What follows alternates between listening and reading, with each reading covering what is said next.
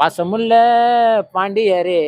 நான் 2 பேரும் நான் நேசிக்கிறேன். ஒன்று எம்ஜிஆர், 2வது விஜயகாந்த். அது உண்மைதானே இங்க எடுத்துக்கிறா போல ஆர்கே செல்வமணி. முதல்ல அவருக்கு தானே நன்றி சொல்லணும். யாரா இருந்தாலும் சரி, விஜயா இருந்தாலும் யாரா இருந்தாலும் தகுதியை தீர்மானிக்கிறது செந்தூர பாண்டியில விஜய் அட்ரா சரிண்ணா இருக்குதா இல்லையா அதுதான் சொல்லியிருக்கலாம். அவருடைய துரதிருஷ்டம் நம்மளை விட்டு மறைஞ்சிட்டாரு. பார்த்து இவரை வச்சு தான் எடுக்கணும். இவரை வச்சு தான் இதே ஸ்கிரிப்டை வச்சு தான் எடுக்கணும். சொல்லியிருப்பாங்க அவருக்கு, இங்கே பண்ணு, இங்கே பண்ணி இவரை பற்றி பேசு, இங்கே பண்ணி இவரோட புகைப்படத்தை வெய்யி, இதெல்லாம் ஆலோசனை தான். அவராக தன்னிச்சை செய்ய முடியாது. டெல்லி கவர்மெண்ட்ல பேசினா ரொம்ப டேஞ்சர், வெரி டேஞ்சரஸ். ஓட்டு போடுறவங்க இலவசம் கொடுத்தாதான் நான் ஓட்டு போடுறேன்னு யாருன்னா கேட்குறேன். நீங்கள் தான் கொடுக்குறீங்க. இது வேல்யூவே கிடையாது. கூட்ட சேகர ஓட்டே வேல்யூவே கிடையாது. இன்னைக்கு விஜய் விஜய் விஜய் விஜய்னு உயிரை விடுறவங்க இதுக்கு முன்னாடி விஜய் ரசிகருங்க யாருக்கு போட்டுருப்பாங்க? நம்ம எவ்வளோ கூட்டம் கூடினாலும் மக்கள் முடிவு எடுத்துட்டாங்கன்னா சரியா இருக்கும். உனக்கு 10 பவுன்சர் இருப்பாங்க, வீட்டை சுற்றி ஒரு 4 நண்பர், மற்ற அவங்க கூட இருக்க சக ஆளுங்களை காப்பாற்றணுமே. ஏன் அண்ணான்னு சொல்றது அரசியலையா? அண்ணான்னா அந்த பேர் சில பேர் அண்ணா தோற கூட சொல்லுவாங்க. இருந்தாலும் மறைந்தாலும் பேர் சொல்ல வேண்டும், இவர் போல யார் என்று ஊர் சொல்ல வேண்டும்.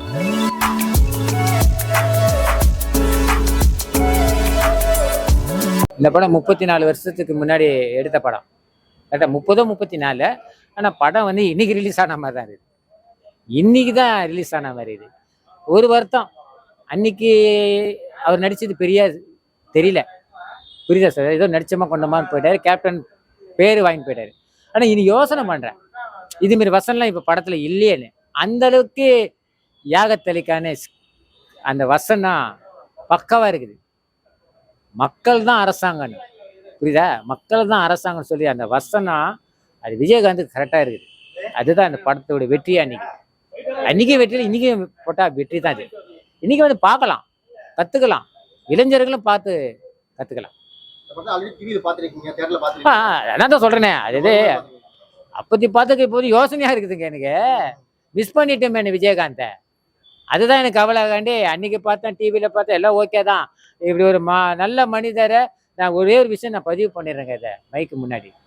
நான் 2 பேரும் நான் நேசிக்கிறேன். ஒன்று எம்ஜிஆர், 2வது விஜயகாந்த். அதுக்கப்புறம் எல்லாரும் ரசிக்கிறேன். அஜித்தா இருந்தாலும், கமலா இருந்தாலும், விஜய் இருந்தாலும், விஜய் சேதுபதி இருந்தாலும், சந்தானமா இருந்தாலும், சிவகார்த்திகேயனா இருந்தாலும், நான் படத்தை வந்து ஒரு 2 மணி நேரம் பொழுதுபோக்கு தான் வந்து பார்க்குறேன். ஆனால் உண்மையிலேயே நான் வந்து எம்ஜிஆர் தான் நான் நேசிக்கிறேன். எம்ஜிஆர் பக்தன். 2வது விஜயகாந்த். நான் சொல்லுவேன், இது 2 பேர் தான் எனக்கு சினிமாவுக்கு முன்னோடி, அரசியலுக்கு முன்னோடி. அது நல்ல கேள்வி கேட்டீங்க. இப்போ என்னமோ பிஜிஎம்லாம் என்னென்னமோ சொல்றாங்கல்ல, அப்பவே இளையராஜா மனசு சொல்லவே தேவையில்ல. இப்போ என்னமோ பிஜிஎம்லாம் என்னென்னமோ சொல்றாங்க.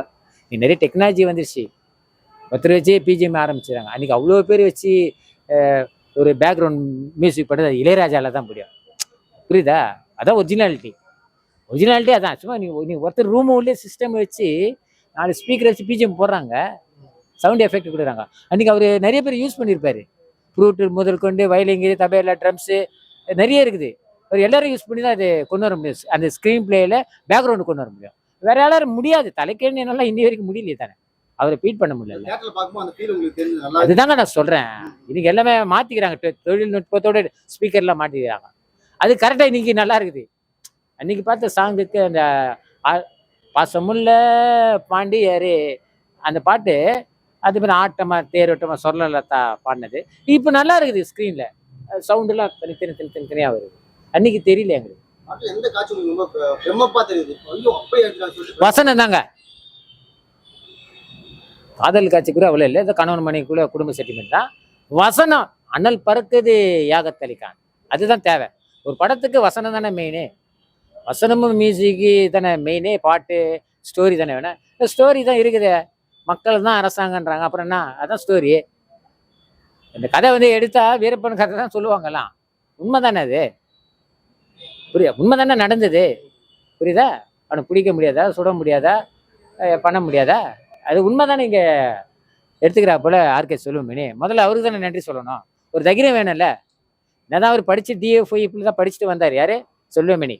இந்த படம் ஊமை விழிகள்லாம் அவங்க பார்த்தா அது கரெக்டாக ஒர்க் அவுட் ஆகிக்குது அவருக்கு. அன்றைக்கி ஒர்க் அவுட் ஆகிடுச்சு நடந்த படம். ஆனால் இன்றைக்கி எடுத்தாங்கன்னா சென்சாரில் போயிடும் போது, கட் பண்ணி தான் கொடுப்பாங்க இதெல்லாம் எடியான்னு. அன்றைக்கி இருந்த வசனம் வேற, இன்னைக்கு இருந்த வசனத்துக்கு கட் பண்ணி தான் வெளியே விடுவாங்க அந்த படத்தை. இப்போ எடுத்தா அது மாதிரி நான் சொல்ல வர்றது, இப்போ எடுத்தா அரசாங்கத்தை பேஸ் பண்ணி எடுத்தா அப்படிதான் வரும். கவலையா தான் இருந்தது. இல்லையே மனுஷன் இல்லை அடுத்த ஒரு படம் நடிக்கிறதுக்கு வாய்ப்பு பார்த்துக்கலாம்ல. புரியுதா சார்? இப்போ உயிரோட இருக்கிறாரு. இந்த படம் கேப்டன் இனிதான் ரிலீஸ் ஆச்சு. இந்த படம் நல்லா இருக்குதுன்னா அடுத்த படத்துக்கு வாய்ப்பு தானே அவர் வந்திருக்கான். புரியுதா சொல்றது? அவருடைய துரதிருஷ்டம், நம்மளை விட்டு மறைஞ்சிட்டாரு. அதுதான் இப்போ கவலை, வேற ஒன்றே இல்லை. ஃபீலிங் தான் கண்டிப்பாக வருது. அதாவது அப்போ இருந்தது இப்போ இருக்கக்கூடாதா? இந்த 2025 இப்படி இருக்குது, ஓட்டு போட்டு நிம்மதி இல்லாமல் இருக்கிறோமே. புரியுதா? மக்கள் தானே அரசாங்கன்னு புரிய வச்ச படமா இருக்குது. இப்போ யார் அரசாங்கம் யார் மக்கள் தெரியல, யார் ஓட்டு போடுறாங்க தெரியல. ஓட்டு போடுறது உங்களோட உரிமை. அது யாராக இருந்தாலும் யார் கட்சி வராங்களோ அவங்களோட உரிமை. இவங்க வரக்கூடாது அவங்க வரக்கூடாது தகுதிக்கு இல்லை. தகுதியை ஒருத்தர் தீர்மானிக்கிறதே மக்கள் தானே. கரெக்டா? தகுதியை தீர்மானிக்கிறது ஒரு மக்கள் தான். அது யாராக இருந்தாலும் சரி, விஜயா இருந்தாலும் யாராக இருந்தாலும் தகுதியை தீர்மானிக்கிறது மக்கள் தான். மக்கள் தீர்ப்பு மகேசன் தீர்ப்பு. இப்போவா ஜாலியாக தான் பார்த்தாங்க. அந்த பாட்டுக்கெல்லாம் நல்லா கிளாப்ஸு, நிறைய பேர் மொபைல்லாம் எடுத்தாங்க அந்த பாட்டை. அந்த அதே மாதிரி மன்சூர் அலிக்கான டைலாக்லாம் மொபைலில் எடுத்தாங்க. நானே எடுத்தேன். அதோட வசனம்லாம் இன்னைக்கு வச்சா நல்லா இருக்கும். வச்சா நடிக்கிற மனுஷன் தான் அவர் ஒன்றும் செலைச்சவர் கிடையாது. இன்னைக்கு நடிக்கக்கூட இன்னைக்கு அவருக்கு கதைக்கு தகுந்த மாதிரி சரியா செட் ஆகலை. அன்னைக்கு செட் ஆச்சு, இன்னைக்கு அது செட் ஆகலை அவருக்கு. யாரும் அவர் நம்பி இதுமாரி பண்ணுறதுக்குள்ள சப்போர்ட்டிங் ஆர்டிமாக தானே வராரு. சப்போர்ட்டிங்காக தான் வராரு எல்லா படம். நீங்கள் நல்லா பாருங்க, சில படத்தை காமெடியாகவே யூஸ் பண்ணாங்க அவரை. மனுஷர்களுக்கு ஒரு கொடூரமான ஒரு வந்து ஒருத்தர் விஜயகாந்த் எதிர்க்கிறாருன்னா இன்னைக்கு யார் யாரும் கூட நடிக்கிறாருல்ல, காமெடியாக தான் நடிக்கிறாரு. அந்த மனுஷர் அதிகான வேலை இந்த மனுஷர் இருக்காரு.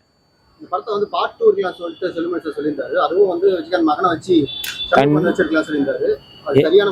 நான் நினைச்சது நீங்க சொல்லிட்டீங்க. அதான் சொல்லுவாங்களே சில அறிகுறில, நான் நினைச்சதை நீங்க சொல்ல.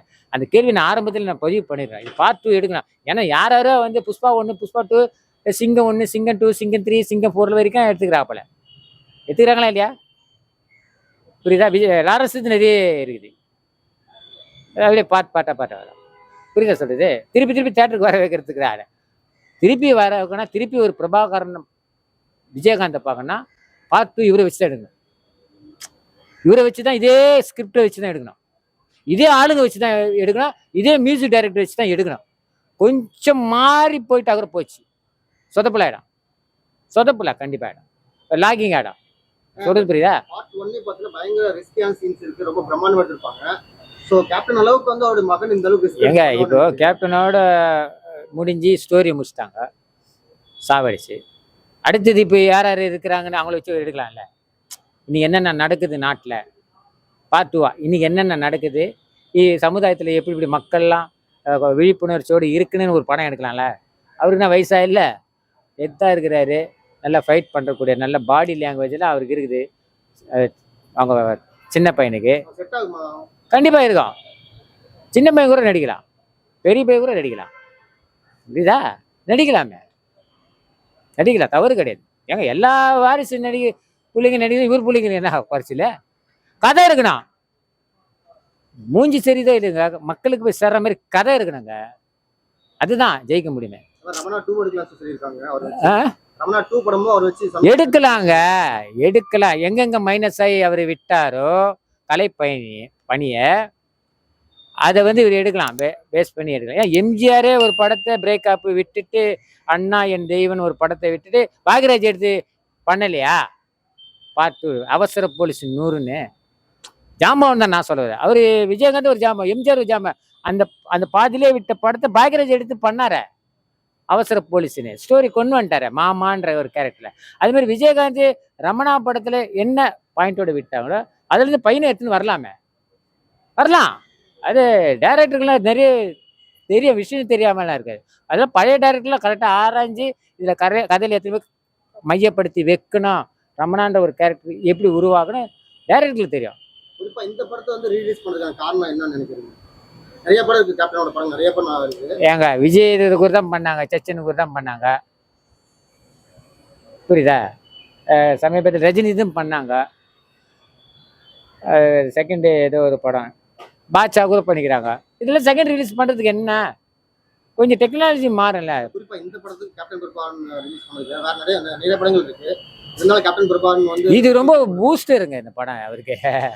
100வது படம் இது. மறக்க முடியாத படம்னு அவர் சொல்லுவாரு. மன்சூர் அலிக்கான வாழ்க்கையில மறக்க முடியாத படம்னு சொல்லுவாரு. ரம்யா கிருஷ்ணன் மறக்க முடியாத படம்னு சொல்லுவா போல. யாகாத் அலிக்கான மறக்க முடியாத வசனம் சொல்லுவாரு. மறக்க முடியாத படம் ஆமா 100வது படம் வேற. யாகாத் அலிக்கான எத்தனை பேருக்கு தெரியும்? வசனம் அந்த அளவுக்கு எழுதிக்கிறார் மனுஷன். அவர் இப்போ என்ன யூஸ் பண்றாங்களா? இளையராஜா எடுத்துக்க, அப்பவே பேக்ரவுண்ட் மியூசிக் புரியுதா? அன்னைக்கு இளையராஜா தான், இன்னைக்கு இளையராஜா. அவரெல்லாம் கிராஸ் பண்ண முடியாது.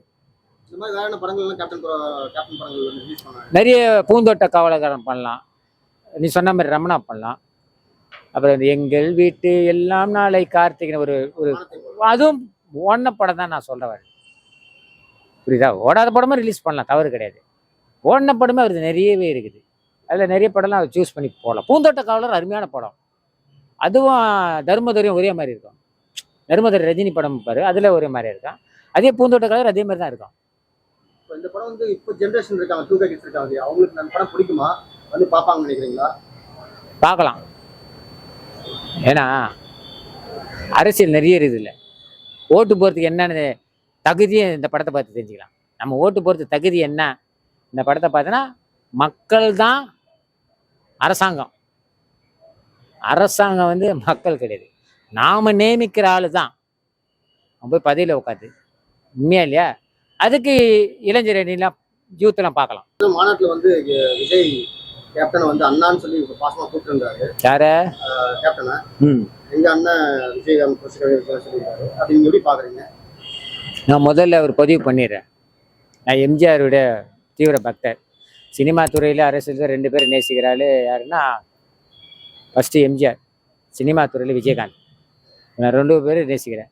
என்ன கேட்டீங்க? விஜய் வந்து அண்ணா, யார் அண்ணான்னு சொன்னாப்புல விஜயகாந்த் சார் படத்திலே சொல்லிக்கிறாரு. செந்தூர பண்ணில விஜய் அட்ரா சரிண்ணா இருக்குதா இல்லையா? அதை தான் சொல்லியிருக்கலாம். சரிடா அண்ணா விஜய் அட்ரா இருக்குதா இல்லையா டைலாகு? அதுக்கோசம் அண்ணான்னு உரிமையாக சொல்லலாம்ல. சில பேர் வந்து பாசிட்டிவ் எடுத்தாலும் சில பேர் வந்து இது வந்து அரசியல் ஆதாயத்துக்காக சொல்றாரு. ஏன் அண்ணான்னு சொல்றது அரசியலையா? அண்ணான்னா அந்த பேர் சில பேர் அண்ணா தோற கூட சொல்லுவாங்க. புரியா? அந்த அண்ணா பேசுறதுக்கு இந்த அண்ணா பத்தி வித்தியாசம் இல்லையா? அண்ணா தோறன்றாரு அறிஞர் அண்ணா. அண்ணா அண்ணா அண்ணா அது ஒரு இது. இவரை சொன்னா இவரை சொன்ன மாதிரி. அப்புறம் அவர் அந்த அண்ணா சொன்ன நிறுத்தக்கூடாது. அண்ணா அது எப்படி விஜயகாந்த் சொல்றது? இல்ல கேப்டன் மதுரை சொல்லும்போது கேப்டன் பேர் சொன்னா அதாவது மதுரையில் அவர் மகாநாடு போட்டிருப்பாரு. ஆனால் அதுக்கு முன்னாடி எம்ஜிஆர் போட்டுக்கிறாரு. மதுரைனாவே எம்ஜிஆர் தான் மகாநாடு. அன்றைக்கி சோஷியல் மீடியாலாம் கிடையாது. இன்றைக்கி பேர் 10,000 பேர் 1000 பேர் மேலே ரிப்போர்ட்ரு ட்ரெயின்லாம் புகைப்படமாக ஜனங்களை போடுறீங்களே. அன்றைக்கி எம்ஜிஆருக்கு ஒன்றுமே இல்லை, அவ்வளோ ஜனம். அன்றைக்கி லட்சக்கணக்கு. அன்றைக்கி இருந்த ஜனத்தொகை கம்மி தான். நான் சொல்கிறது 73 காலகட்டத்தில் நான் சொல்கிறேன். அரசியல் பயணிக்கு அங்கே தான் போட்டார் மகாநாடு. அன்றைக்கி இருந்த ஜனம் இருக்குது, காட்டவே இல்லையே. அன்றைக்கி ஜனம் தானே. அதே விஜயகாந்த் ஜனம் இருக்குது. சிரஞ்சீவிக்கு ஜனம் தானே போட்டாங்க ஆந்திராலையா அச்சித்தவனு. அப்போ சிரஞ்சீவி இல்லையே. கரெக்டாக சொல்கிறது. அதுமாரி இவர் இல்லைன்னு சொல்ல. மகாநாடுன்றது தன்னை அறிமுகப்படுத்தி என்ன சொல்கிற வராரு மக்களுக்கு தான் மகாநாடே போடுறது. நான் வந்து அதெல்லாம் செய்வேன்னு சொல்கிறது தான். பொதுவாக மகாநாடு எனக்கு தெரிஞ்சு 2 நாள் 3 நாள்லாம் நடக்கும் மகாநாடு. எம்ஜிஆர் 2 நாள் 3 நாள் நடக்கும். பட்டிமன்றம், அது பேசி கீசி சிலம்பாட்டம், அது போய் கால் குதிரை கரகாட்டம், இதெல்லாம் ஒரு ஸ்டேஜ். சாப்பாடு 3 வேளை, காலையில் டிஃபனு, நைட்டு சாப்பாடு, தங்குவாங்க. நிறையா லாட்ஜெல்லாம் புக் ஆகிடும். எங்கே நம்ம உசிலம்பேட்டை வரைக்கும் புக் ஆகிடும். மதுரை மாவட்டத்தில் தொட்டாவே தேனி மாவட்டத்தில் ஃபுல்லாகிடும் லாட்ஜி. அந்த அளவுக்குலாம் வெறித்தனமாலாம் நாங்களாம் போய் எங்கள் அப்பாலாம் கலந்துக்கிறாரு. புரியுதா? அப்போல்லாம் நான் சின்ன வயசு தான். அதனால் வந்து மகாநாடுன்றது ஒரு 3 நாள் நடக்குது. இது வந்து 1 மணி நேரம் நடந்தது மகாநாடு கிடையாது. வர வைக்கிறது, அறிமுகப்படுத்திக்கிறது. எனக்கு இவ்வளோ ஜனம் இருக்குது, மக்கள் செல்வாக்கு காட்டுறது தான். கட்சிகள் பெருக பெருக ஸ்டேட்மெண்ட் வர வர அவருக்கு நெகட்டிவ் பாசிட்டிவ் வர வர அங்கே சூஸ் பண்ணிக்கிறார். நெகட்டிவ் பாசிட்டிவ் வரனால அங்கே போக முடியும். நெகட்டிவ் நிறைய வந்திருக்கு அவர் மேலே. அதனால் மதுரையை சூஸ் பண்ணியிருக்கலாம். அங்கே நடத்தினவங்க நிறைய பெரிய பெரிய ஆள் தானே. எம்ஜிஆர் நடத்திக்கிறாருல்ல, அதை மைய வச்சு தான் அவர் எம்ஜிஆர் பேனரை வச்சுருக்கிறாரு. இதுதான் அது காரணம். மகாநாட்டில் கிடையாதுங்க. நான் எம்ஜிஆர் பக்தன்ற நான் சொல்கிறேன். ரெண்டாவது மாநாடு காரணம் என்ன? மதுரையை நல்லா நேசிக்கிற எம்ஜிஆர். மதுரை தங்கம் தேட்டர்லாம் கொடி கட்டி பறந்த எம்ஜிஆர்லாம் ரெக்கார்ட் பிரேக் பண்ண படம் அது. எல்லாம் உலக சுற்றுலாவெல்லாம் கொடி கட்டி பறந்த அதே மதுரையில தான் மேயர் மேயர் ஒருத்தர், மதுரை மேயரு, சரியா பேர் டக்குன்னு வரல, படமே ஓடக்கூடாதுன்னு சொன்னவர். எம்ஜிஆர் படத்தை இங்கே ரிலீஸ் ஆனால் ரிலீஸ் ஆயிடுச்சாங்க. உலக சுற்று வாலிபன் படம் மதுரைக்கு பேர் போனது இது. அந்த படம் அது. அதில் எல்லாம் சொல்லியிருப்பாங்க அவருக்கு, இங்கே பண்ணி இவரை பற்றி பேசு, இங்கே பண்ணி இவரோட புகைப்படத்தை வெய்யி, இதெல்லாம் ஆலோசனை தான். அவராக தன்னிச்சை செய்ய முடியாது. இன்னைக்கு நான் ஆலோசனை எனக்கு கிடையாது. நாங்களாம் கடந்து வந்ததுனால தான் இதை நாங்கள் தைரியமாக பேசுகிறோம். அவர் கடந்து வரல, அதனால் இந்த பேனர் வெய்யி, அண்ணாதுரை வெய்யி, புரியுதா? இங்கே தான் தலைவர் ஸ்டார்ட் பண்ணார். இன்னைக்கு மதுரையே அவர் பக்கம் இருக்குது.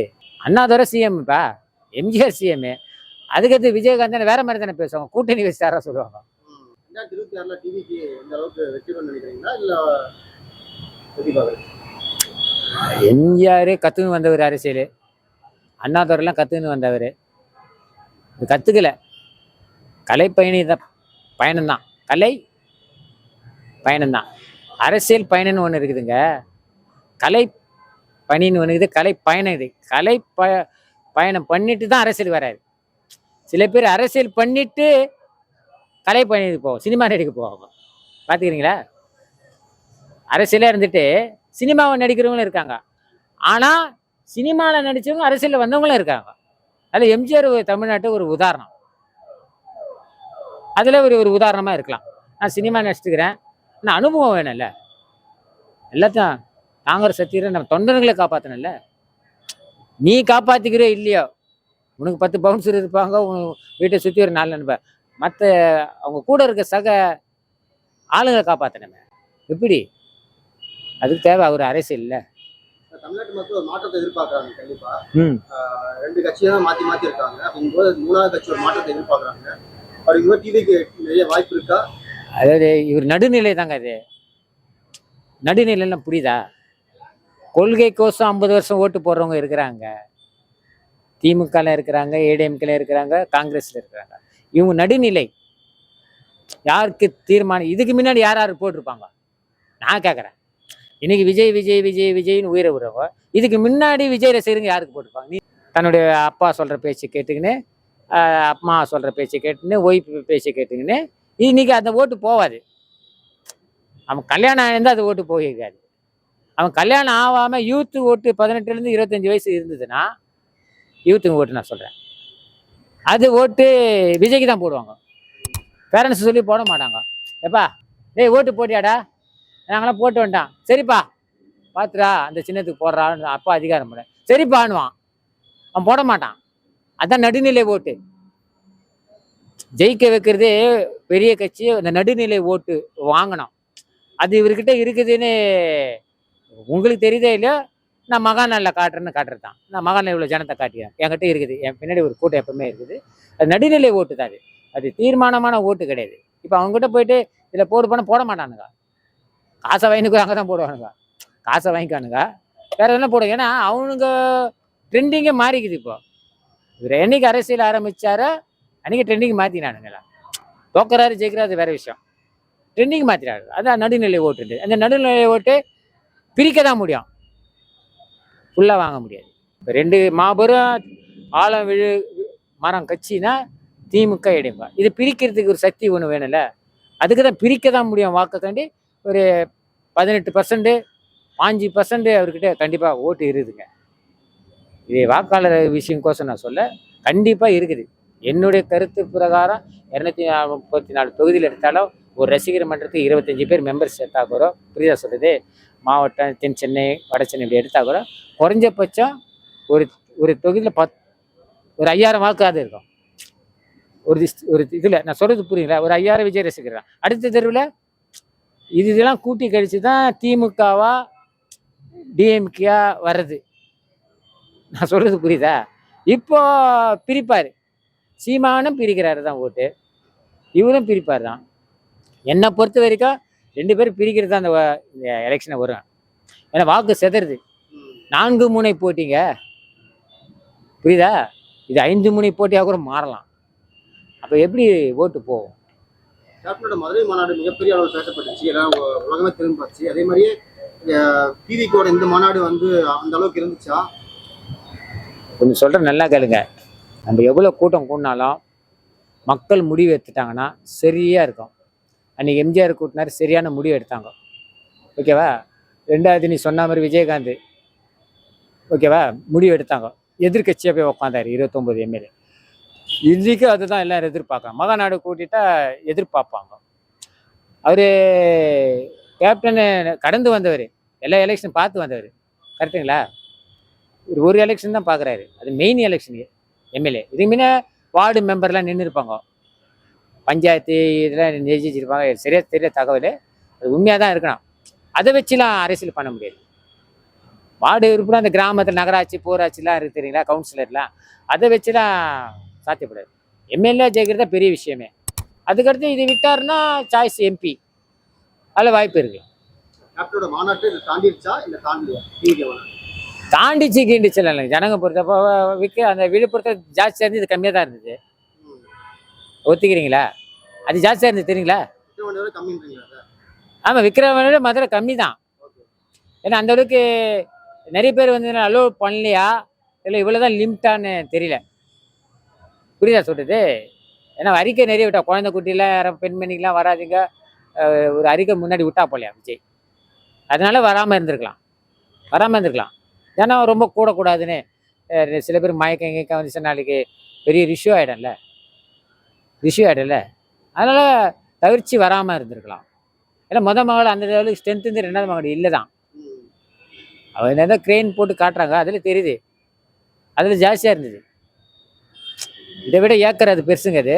இது மதுரையில் சூஸ் பண்ணுது, இது ஏக்கர் கம்மி, அந்த இடம் அவங்க சூஸ் பண்ணுது. அதே மாதிரி விஜய் வந்து முக்கியமான சில விஷயங்களை பேசவே இல்லை. வந்தாரு, பிஜேபியும் ஏடிஎம் தாக்கி பேசிட்டு போயிட்டாரு. நிறைய விஷயம் பேசவே இல்லை சொல்லியிருக்காங்க. என்னென்ன விஷயம் எதிர்பார்த்தீங்க, நான் பேசல. 2 விஷயம் பேசினா 2 விஷயம் சரியில்லை. அது நானே சொல்கிறேன். டிவியில் தான் பார்த்தேன், அவ்வளோதான். கடைசியாக செய்தியில் தான் சொன்னாங்க. நீட்டு கச்சத்தீவு மீட்டுது 50 வருஷமாக போராடின்னு கிடக்குறாங்க, 25 வருஷமாக எல்லாம் போராடின்னு இருக்கிறாங்க. ஆட்சி பண்ணவங்களும் ஆட்சி பண்ணாதவங்களும் 2 கட்சிக்கார ஒன்றும் பண்ண முடியல. அது பண்ண முடியாது, கோர்ட்டு மீறி எல்லையில் இருக்குது. இந்த மெடிக்கல் காலேஜு எம்பிபிசி வந்து யாருக்கிட்ட இருக்குது? எந்த மினிஸ்டர் கட்டாமல் இருக்கிறாப்பல எம்பிபிசி? பார்த்துக்கிறீங்களா? தெரியும் நினைக்கிறேன். எப்படி அவங்க பண்ண முடியும்? அவங்க எதுக்கு கட்டினாங்க? சீட்டு கொடுத்து அதில் மெரிட்டில் வரவங்க நிறைய ஏழை பாமர மக்கள் தான் பாதிப்பாங்க. இருக்கப்பட்டவம்மா, என் பொண்ணு ஏழை, மார்க் லிஸ்ட்டு கரெக்டாகுது, 25 லட்சத்துக்கு நான் எங்கே போவேன்? அதே பொண்ணு பக்கத்தில் டேபிளில் ஏறுது, நீட்டு பாஸ் ஆயிடுச்சு, அது இருக்கப்பட்ட பொண்ணு, சீட்டு யாருக்கு கொடுப்பாங்க? இலவசம் தான். நீ தனியாக ஆஸ்பத்திரி கட்டிட்டு ஒரு 10 அடுக்கு எம்பிபிசி டாக்டர்லாம் படித்தவன்லாம் வேலை கொடுத்து ட்ரைனிங் கொடுத்து நீ தான் டாக்டர் ஆக முடியும். மற்றவங்ககிட்ட யாருக்கிட்ட போய் கேட்க முடியாது. எல்லாமே 50 வருஷம் ஆண்டு தான் அங்கே காலேஜ் கட்டிக்கிறாங்க, சம்பாதிக்கிறதுக்கோசம் காலேஜ் கட்டி வச்சுக்கிறாங்க. அதில் எப்படி விட்டு கொடுத்துருவாங்க? நீட்டு முடியாது, இந்தியாவிலே முடியாது. வாக்குறுதி வேணால் கொடுக்கலாம். இப்போ வாக்குறுதி கொடுத்தா சில இதில் நிறைவேற்றாமே இருக்குது. கரண்ட்டில் இருக்கிறவங்களுக்கு நிறைவேற்ற நிறைய இருக்குது, சொல்லினே போகலாம். கேஸ் விலை குறைஞ்சிச்சா? பெட்ரோல் விலை குறைஞ்சிச்சா? மத்திய அரசு குறைச்சிச்சா? இங்கே பால் விலை குறைஞ்சி போச்சா? சொல்லுங்கள். நிறைய இருக்குது இல்லை? நிறைய குற்றச்சாட்டு வைக்கணும், நிறைய வைக்கலாம். செஞ்சது ஒரு 50%, செய்யாதது நிறைய 50% சொல்லலாம். அவ்வளோதான் சொல்ல முடியும். செஞ்சுதான் 100% இல்லை, 50% செஞ்சுக்கிறாங்க, 50% செய்யலை. அடுத்த கவர்மெண்ட்டில் நம்ம செய்கிறோம், அவ்வளோதான். நேற்று மாணவர்களுக்கு வந்து பெருசாக உங்களுக்கு இந்த 2 டாபிக் தாங்க. அது என்ன, ஏடிஎம்கே தாக்கலை, திமுகவும் மோடி கவர்மெண்ட்டை தாக்குறாங்க. அது வெரி டேஞ்சரஸ். இங்கே வந்து ஆட்சி மாற்றத்துக்கு வேணால் பேசலாம், டெல்லி கவர்மெண்ட்டில் பேசினா ரொம்ப டேஞ்சர், வெரி டேஞ்சரஸ். அது ரொம்ப அனுபவசாலி தான் இருக்கலாம், அவங்ககிட்டலாம் மோச முடியும், ரொம்ப அனுபவம் இருக்கணும். ஆமாம், எம்ஜிஆர்லாம் பார்க்கலையா? எம்ஜிஆர் தொடர்ந்து முதலமைச்சர், அவர் பார்த்துருக்க மாட்டாரா டெல்லி கவர்மெண்ட்டை? ஜெயலலிதா அம்மா பார்த்துருக்க மாட்டாங்களா? ஸ்ட்ராங்காக இருக்குனாங்களாம், புரியுதா? அதான் அவங்க ஸ்ட்ராங்காக தான் அறிக்கையை விடணும். சும்மா ஒன்றும் இல்லாமல் சப்போர்ட்டிங் இல்லாமல் அறிக்கை விடுறது தவறு. அது நான் என் மனசில் தோன்றது அதை என்ன கேட்கணும், எல்லாரும் மாறி மாறி வராங்க, எங்களுக்கு ஒரு வாய்ப்பு கொடுங்க, எங்களால் கொஞ்சம் மாறுதல் நாங்கள் பண்ணுவோம், ஜனங்களுக்கு நல்லது செய்ய வரோம், பெண்களுக்கு பாதுகாப்பாக இருக்கோம், விலைவாசியை கம்மி பண்ணுறோம், குடிநீர் எல்லா வசதியும் பண்ணுறோம், ரேஷனை தரமான உணவு, இதை தான் நீ பேசணும், ஓட்டு கேட்கணுமே. இலவசத்துக்கு கூட விட்டுருங்க, இலவசம் யாரும் ஏன் கேட்கலையே, யார் கேட்டுக்கிறாங்க? ஓட்டு போடுறவங்க இலவசம் கொடுத்தாதான் நான் ஓட்டு போடுறேன்னு யாருன்னா கேட்குறேன், நீங்கள் தான் கொடுக்குறீங்க, அதை வாங்குறான், அவ்வளோதான். புரியுதா? நீ அதை கூட சொல்ல தேவையில்ல, ஜனங்கள் வந்து அதெல்லாம் சரி எங்களுக்கு ஒரு வாய்ப்பு கொடுங்க, அப்படி தான் நீ ஓட்டு வாக்காளர்கிட்ட வாங்க முடியும். கூட்டத்தை வச்சுலாம் வாங்க முடியாது. ஏன்னா கூட்டன்றது வேற, ஓட்டு போடுறது வேற. ஜனம் ஒன்று இருக்குது, புரியுதா சொல்லுது? கூட்டம் போடுற ஒரு ஓட்டு இருக்குதுங்க, நடுநிலை ஓட்டுன்னு இருக்குது, சூஸ் பண்ணுறது. ஒரு 40 வயசு, 50 வயசு, 60 வயசு, 70 வயசு, 80 வயசு, 90 வயசு, இப்படிலாம் இருக்கிறாங்க நம்ம தாய்மாருக்கு. அவங்க ஓட்டை வாங்குறது தான் நீ பெரிய விஷயமே. ரசிகர் ஓட்டு வாங்குறது பெரிய விஷயமே கிடையாது. உண்மையா? நான் எம்ஜிஆர் ரசிகர், எங்கள் காலகட்டத்தில் வயசு பையனாக இருந்திருப்பேன். அன்றைக்கி எங்கள் ஓட்டு அவருக்கு பெருசு இல்லை. அடுத்த ஆள் இருக்காங்க அந்த தாய்மார்கள்ட்ட ஓட்டு வாங்குறது அவர் ஜெயிப்பார். அது வாங்கினான் விஜய். தாய்மார்கள் அன்பை சம்பாதிக்கிறான். வயசானவங்கள 40 வயசு, 50 வயசு, 60 வயசு மேலே பேரம்பேற்று அவங்கள ஓட்டு சம்பாதிக்கிறது தான் கோல்டு ஓட்டு. இது சும்மா இது வெறித்தனமாக போய் பதிவு பண்ணிட்டு வருது. அந்த ஓட்டு வயசாகி முடியாமல் போடுறாங்க தெரியுமா, தேடி சின்னத்தை, அதுதான் வேல்யூ. இது வேல்யூவே கிடையாது, கூட்ட சேகர ஓட்டே வேல்யூவே கிடையாது. அப்படிதான் எம்ஜிஆர் சம்பாரிச்சாரு. மக்கள் மனதில் நீங்க இடம் பிடிக்கிறது எம்ஜிஆர். இருந்தாலும் மறைந்தாலும் பேர் சொல்ல வேண்டும், இவர் போல யார் என்று ஊர் சொல்ல வேண்டும்.